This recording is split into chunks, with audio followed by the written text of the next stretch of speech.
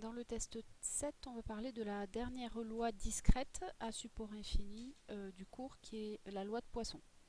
Alors cette loi de Poisson, elle est donnée par la définition 8. C'est une loi à support infini, son support c'est l'ensemble des antinaturels.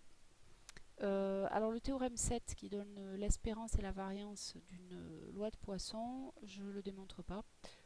Si vous avez besoin de la démonstration, je peux vous la faire, mais voilà, ça ressemble en fait, la méthode est la même que pour le théorème 6. Les calculs sont un peu moins compliqués parce que les convergences de suite sont plus faciles, c'est une suite exponentielle. C'est une série exponentielle, pardon. Donc là, dans la première question, alors il y a dans la remarque, les deux choses sont importantes. D'abord, la première chose, c'est que la loi de Poisson, elle n'a pas de modélisation classique, et donc dans les énoncés, on vous dira toujours qu'une variable aléatoire suit une loi de Poisson. Par contre, cette loi de Poisson, elle est intéressante pour modéliser ce qu'on appelle les événements rares.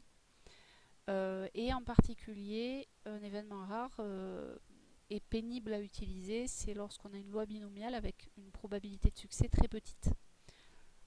Donc, c'est ce qu'on va voir dans le test, dans la première exercice la première question du test 7. Et c'est comme ça qu'on va s'en servir. Donc soit on se sert de la loi de Poisson pour approcher une loi binomiale, soit on se sert d'une loi de Poisson pour calculer les probabilités comme dans l'exercice 2. Mais dans ce cas-là, on vous le dit, il n'y a pas de rédaction particulière à retenir. Donc dans le premier exercice, dans le A, dans la situation du premier exercice, un médicament suscite une réaction allergique chez 0,1% des patients qui en prennent. On en donne à 1000 patients. Donc la première question, le petit a, on appelle n la variable aléatoire qui compte le nombre de patients qui font une réaction allergique. Il faut trouver, le modèle de cette loi, quelle est cette loi, l'identifier et ensuite calculer avec la probabilité que n soit plus petit que 3. Alors, ça c'est une histoire de répétition identique et indépendante, donc c'est une loi binomiale qui est cachée là derrière. Donc là on reconnaît la rédaction classique de la loi binomiale. Donc on dit dans l'expérience aléatoire consistant à choisir un patient traité par le médicament, on appelle succès l'événement S, le patient a une réaction allergique, sa probabilité c'est 0,1%, c'est-à-dire 0,1 centième ou 0,001. On reconnaît une épreuve de Bernoulli de paramètre P et cette expérience, on la répète 1000 fois de façon indépendante. Et du coup, la variable aléatoire n qui compte le nombre de succès, c'est-à-dire le nombre de patients traités qui ont une réaction allergique, c'est bien ça, grand N, elle suit une loi binomiale de paramètre n égale 1000 et p égale 0,001, que l'on note donc comme ça ici. Une fois qu'on a reconnu la loi, on peut en profiter pour calculer ce qu'on nous demande dans l'énoncé, c'est-à-dire la probabilité que x soit inférieur ou égal à 3. Pardon, c'est pas x d'ailleurs. C'est la probabilité que n soit inférieur ou égal à 3, puisque ma variable aléatoire, elle s'appelle n. Donc, la probabilité que n soit inférieur ou égal à 3, là on n'a rien de spécial, à part, faut y aller à la main, quoi. C'est la probabilité que n soit égal à 0, plus la probabilité que n soit égal à 1, plus la probabilité que n soit égal à 2, plus la probabilité que n soit égal à 3. Alors ça c'est sûr, c'est comme l'année dernière, hein, quand vous aviez la calculatrice c'était plus facile, parce que ça la calculatrice se calcule directement, là non. On s'y colle avec les mains. Et là vous allez voir que c'est un peu moins rigolo que dans le test, je ne sais plus si c'est le 5 ou 6 qu'on a fait avant. Le 6 je crois, c'était un peu plus sympathique. Là c'est pas très beau, vous allez voir la tranche des coefficients. Donc p de n égale 0 pour une binomiale, donc c'est k parmi n, p puissance k, 1 moins p puissance n moins k, donc c'est parti. 0 parmi 1000, p donc 0,001 à la puissance 0, j'aurais pu me passer de l'écrire, fois 1 moins 0,0001, on va directement écrire 0,999 à la puissance 1000. Évidemment, ça va être un peu compliqué, on est d'accord. On continue. Plus 1 parmi 1000 fois p puissance n, p puissance k, pardon, 0,01 puissance 1 fois 1 moins p, c'est-à-dire 0,999 à la puissance 1000 moins 1. Je le calcule. Plus 2 parmi 1000, vous avez compris, ça commence à être un peu pénible. 0,01 au carré fois 0,999 à la puissance 998, plus enfin 3 parmi 1000, 0,001 au cube fois 0,999. 99 à la puissance 997. Bon, alors évidemment, ce truc-là, que ce soit clair, hein, alors 0 parmi 1000, ça va encore aller, 1 parmi 1000 aussi, mais 2 parmi 1000, il va falloir utiliser factoriel 1000 sur factoriel 2, factoriel 998. Bon, enfin, c'est des nombres très grands. Ça aussi, c'est des nombres, surtout ceux-là, absolument abominables à calculer. Et donc ça, franchement, à la main, c'est incalculable. Voilà. Donc ça fait partie, c'est une probabilité vraisemblablement très très petite. Voilà, bon, après, quand on regarde sur 1000 patients, la probabilité qu'il y en ait moins de 3 qui soient allergiques, effectivement, elle est très faible. Et vraisemblablement, il y en aura plus des allergiques. Donc, c'est quelque chose d'incalculable à la main. Donc, c'est pour ça que la question B s'impose, en fait. C'est pour ça qu'on va essayer, pour simplifier les calculs, d'approcher cette variable aléatoire par une loi de Poisson. C'est ce qu'on fait à la question petit b. Donc, dans la question petit b, il est écrit clairement, pour simplifier les calculs, on cherche à approcher n par une variable aléatoire n' qui suit une loi de Poisson. Problème évidemment, on fait une approximation, comment choisir le paramètre. Alors voilà comment on réfléchit dans ces cas-là. Donc on veut approcher notre variable aléatoire grand N qui suit une binomiale de paramètres 1000, 0, 0, 1 par la variable aléatoire n' qui elle suit une loi de Poisson de paramètres lambda. Et le problème c'est qui est ce lambda évidemment. Comment va-t-on choisir? Alors une des façons de le choisir c'est, puisque ma variable aléatoire elle doit être n', elle doit être proche de n, en particulier leurs espérances doivent être proches. Alors j'ai choisi espérance parce que la variance, alors dans la variance, déjà c'est plus compliqué à calculer, la formule est un peu plus moche, et ensuite, surtout pour n, et ensuite, rappelez-vous que la variance, ça n'indique pas la valeur moyenne de la variable aléatoire, mais sa dispersion autour de la valeur moyenne.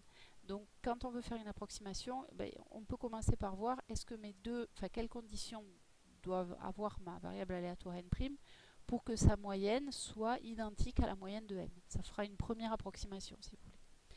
Donc l'espérance, la moyenne c'est l'espérance. L'espérance de n, c'est n fois p, c'est une binomiale. Donc 1000 fois 0,01 ça fait 1. Et l'espérance de n', qui est une loi qui suit une loi de Poisson, c'est lambda. Donc le plus naturel, c'est d'essayer de prendre lambda égal 1. Donc on va approcher notre loi binomiale avec ces paramètres-là par une loi de Poisson de paramètres lambda égal 1. Et cela va permettre un calcul approché de P de n inférieur ou égal à 3. Voilà. Au lieu de calculer P de n inférieur ou égal à 3, qui était super moche et incalculable, on l'a vu à la question d'avant, on va calculer la probabilité que n' soit inférieur ou égal à 3. Et ça sera une valeur approchée. Et là, ça va être plus simple parce que P de n' inférieur ou égal à 3, alors c'est la même chose, hein, c'est P de n' égale 0, plus P de n' égale 1, plus P de n' égale 2, plus de P de n' égale 3, je ne l'écris pas. Seulement, comme pour une binomiale, alors là je vais le réécrire ici, pour une loi de Poisson, pardon, la probabilité que n' soit égal à k, et c'est lambda puissance k sur factoriel k exponentielle moins lambda. Donc nous, dans notre formule, vous allez voir que les calculs vont être quand même plus simples. Donc, alors, je vais l'écrire comme ça, la somme pour k égale 0 à 3 des p de n' égale k. Bon, ça nous fait la somme de 0 à 3 des 1 puissance k, puisque lambda vaut 1, sur factoriel k exponentielle moins 1. Donc je vais la développer, cette formule, puisque j'ai que 4 termes. Alors, lambda puissance 0, ça va nous donner 1 sur factoriel 0 exponentielle moins 1, puisque lambda vaut 1. Ça, c'est pour k égale 0. Pour k égale 1, lambda puissance 1, ça fait 1 puissance 1, donc ça fait toujours 1, sur factoriel 1 fois exponentielle moins 1. Plus lambda puissance 2 sur factoriel 2. Donc lambda, ça vaut 1, donc ça fait toujours 1 sur factoriel 2, exponentielle moins 1. Plus le dernier qui est 1 sur factoriel 3, puisque 1 au cube ça fait toujours 1, exponentielle moins lambda, moins 1 pardon.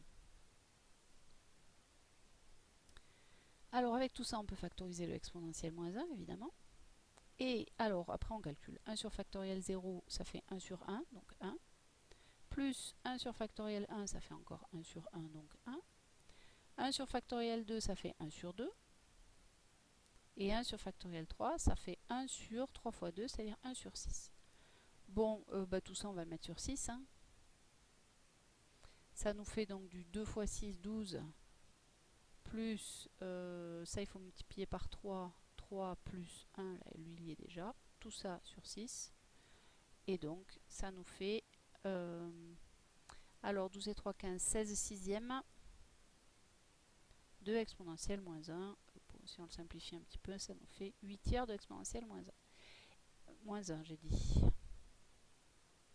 Et donc ça nous donne une approximation de P de n inférieur ou égal à 3. Alors là, bon, avec une approximation correcte de exponentielle moins 1, ben, ça nous donne quand même quelque chose d'un peu moins moche et surtout d'un peu plus pratique à calculer que la formule qu'on avait avec la loi binomiale tout à l'heure. Alors la situation de l'exercice 2, enfin de la question 2 est un peu différente puisque cette fois il ne s'agit pas d'approximer une loi binomiale, mais d'utiliser la loi de Poisson avec ce qu'on connaît d'elle. Alors, on estime que le nombre de personnes qui passent un jour donné de la semaine le lundi par les caisses d'un supermarché entre 10h et 11h suit une loi de Poisson, de paramètres lambda inconnus. Voilà, on ne le connaît pas. Et par contre, on a mesuré qu'en moyenne, il passait 20 personnes dans ce laps de temps.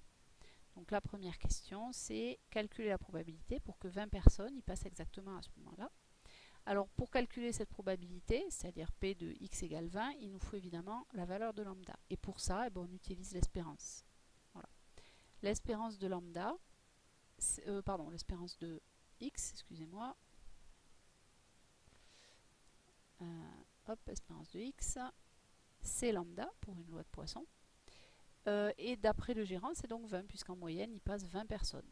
Voilà. Donc ça nous permet d'avoir la valeur de lambda. Et maintenant, une fois qu'on a la valeur de lambda, eh ben, on peut calculer la probabilité que x soit égal à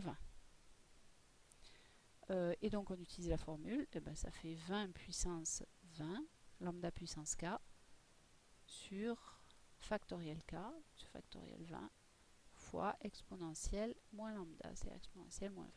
Voilà. Voilà, hein, c'est tout, il n'y a rien d'autre à en dire, c'est pas très beau, mais il n'y a rien d'autre à en faire.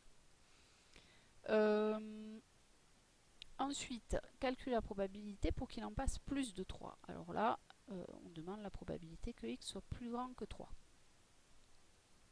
Alors, x plus grand que 3, évidemment, c'est assez grand, d'autant plus que le support de la loi, il est quand même infini, donc on ne va pas starter toutes les valeurs, bien sûr. On va dire qu'on va passer par l'événement contraire. On va dire que c'est 1 moins la probabilité qu'il en passe moins de 2.